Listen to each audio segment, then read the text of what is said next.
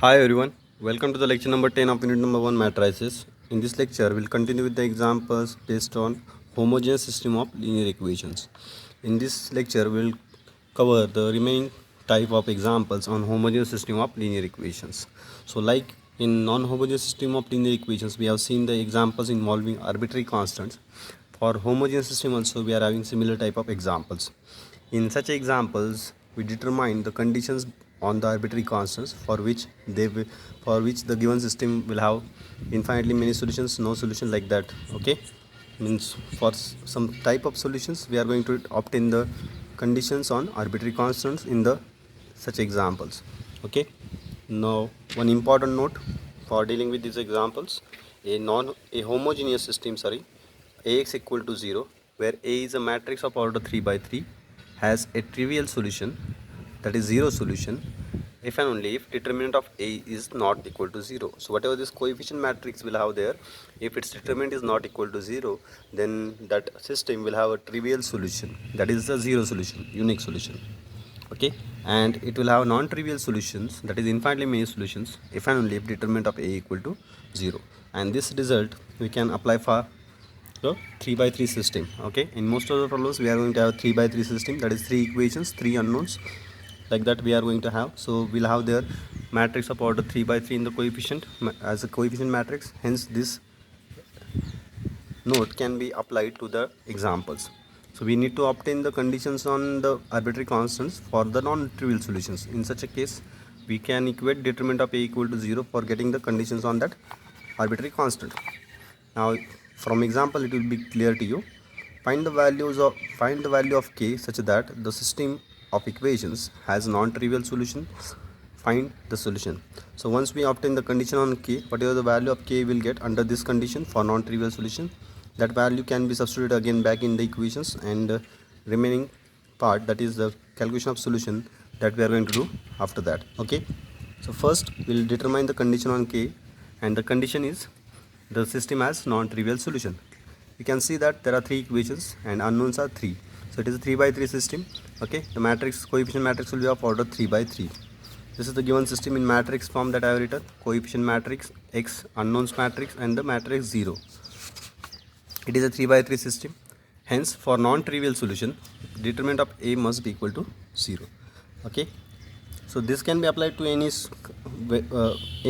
square system, that is when we'll have the square matrix, then for all such square matrices this result holds, that for non-trivial solution determinant of that coefficient matrix will be equal to 0.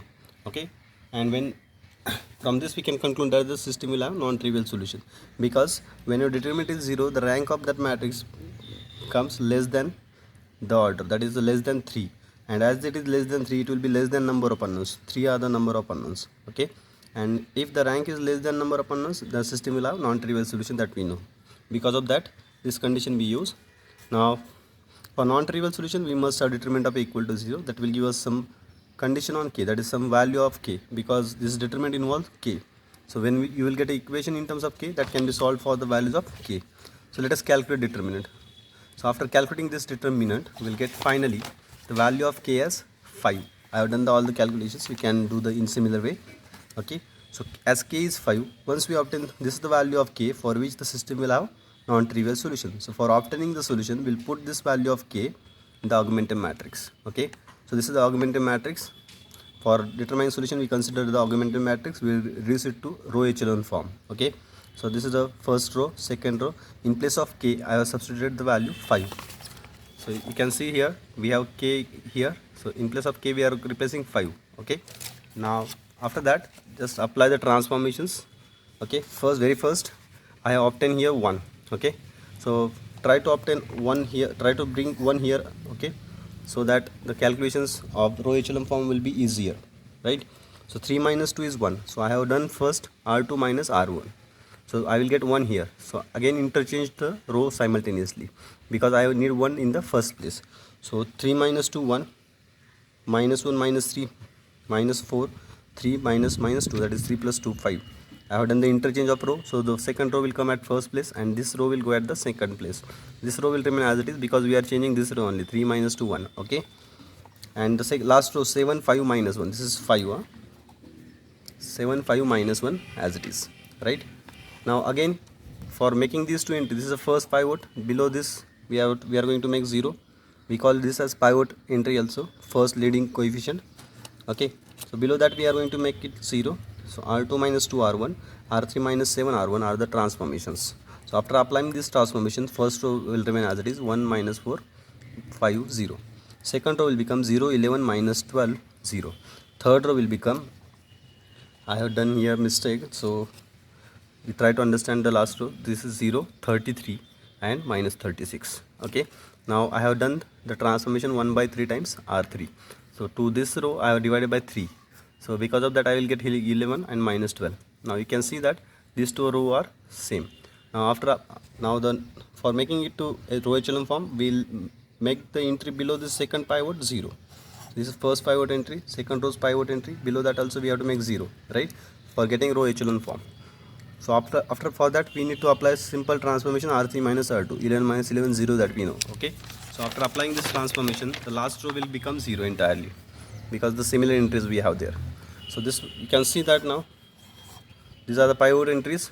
Below pivot entries we are having zeros, and 0 row is appear at the bottom. So this is the row echelon form of that system. Okay, row echelon form. Now after row echelon form, the rank you will get as 2, and the rank is 2, which is less than the number of unknowns, hence it will have infinitely many solutions. For obtaining solutions, what we do, we rewrite the equations from this row echelon form. So after rewriting the equations, we'll get the first equation as x minus 4z plus 5 equal to 0. Second equation as 11y minus 12z equal to 0. Now number of unknowns is 3 and rank is 2. The difference is 1. So this is what? N minus r. This difference we calculate, 3 minus 2, 1. So this number 1 means one variable is free. Out of 3 variables, we can assign one variable, one parameter. And that parameter I have assigned to the last variable z. Usually we assign it to the last variable. So z is equal to t, where t belongs to r, any real number. It is a parameter. So z equal to t, other values of x and y also, other values of unknowns also, where we will get the in terms of t. So z equal to t, if you put in this second equation, you will get y as 12 by 11t. Now put the value of z and y in the first equation. So from the first equation, x is equal to 4y minus 5z. So after putting the value of z and y here, on simplification, you'll get finally the value of x as minus 7 by 11t. Now finally, your solution. Solution means your unknown, capital X, equal to xyz. Here I have substituted the value of xyz. It is minus 7, and t also you can take common from all the 3, because t is common to every row. So we can take the outside that matrix. So it will be minus 7 by 11, 12 by 11, 1 into t, where t belongs to r. Now if you put t equal to 1, 2, 3, there are infinitely many real numbers, so we'll get infinitely many solutions, that is non-trivial solutions of the given homogeneous system. Okay, the calculation part of the solution is quite similar to the previous examples. Just you need to obtain the condition on K for which the system will have non-trivial solution. Other part of the solutions is same as that of the previous examples that we have discussed in the previous videos. Okay, now a few examples of this type I am leaving for you. Proceed similarly like previous example. Question will be similar type. For what value of lambda does the following system possesses a non-trivial solution? Obtain the solution for real value of lambda. So here the condition is important. Obtain the solution means you may get the value of lambda more than 1. So out of that only we have to obtain the solution for real value of lambda. So in this example you get 3 values of lambda. Out of that 2 are imaginary and only 1 is real. Okay. That also I am going to explain to you. Now equations are x plus 2y plus 3z equal to lambda x, 3x plus y plus 2z equal to lambda y, through x plus 3y plus z equal to lambda z. These are the variable terms. Okay, so very first you need to take these terms on this side. Okay, so when you will take this on this side, you will get x minus lambda x. So from that x can be taken common. So coefficient of x will become 1 minus lambda. Similarly, in the second equation, coefficient of y will become 1 minus lambda. In the third equation, coefficient of z will become 1 minus lambda. And after that, you will get the homogeneous system. Right now, this is not in the homogeneous system form. On the right hand side, we have to bring 0. And these variable terms we have to take on the other side. So after that, you will get a homogeneous system. Okay. And it will have some coefficient matrix. Its order is also 3 by 3. Again, equate to 0 the determinant of A. and get the value of lambda. So after doing that, we'll get the determinant of A as one cubic polynomial, degree 3 polynomial, lambda cube minus 3 lambda square minus 15 lambda minus 18 equal to 0. This is a degree 3 polynomial. Its root can be evaluated on calculators. After evaluating the roots of this degree 3 polynomial on calculators, you'll get the roots as lambda equal to 6 and the remaining two roots as lambda equal to minus 1.5 plus minus 0.866 I. This is imaginary number I. So two imaginary roots we have, one plus minus, that is two imaginary roots we have, and one real root. And we have to obtain the solution for real root only, that is for lambda equal to 6. This value of lambda equal to 6 you need to put again in the equations, back in the equations. Okay. After putting the value of lambda, equal, like previous example, you put that value of lambda in the matrix A, whose determinant you have calculated. Okay. And then consider augmented matrix, reduce that to row echelon form, and finally you'll get the value of the solution x as t. Okay, all the values of, you are going to put z as t, y is also t, x is also t, you'll get. Okay, so this is the solution and this is the brief idea about the solution. Try to complete this example in similar fashion. There are two more examples I am giving to you for practice. Play with it. For what values of lambda the system has non-trivial solutions, hence find the solution. So you need to obtain the value of lambda in both the cases. Like previous example, instead of k we are having lambda here. Okay, so first you need to find the determinant, equate it to 0, get the value of lambda, put the value of lambda in the augmented matrix A, and consider augmented matrix, reduce it to row echelon form. Similar process you need to follow for all the examples. Okay, and try to get solution. If you need any help, you can ask me in the comment box.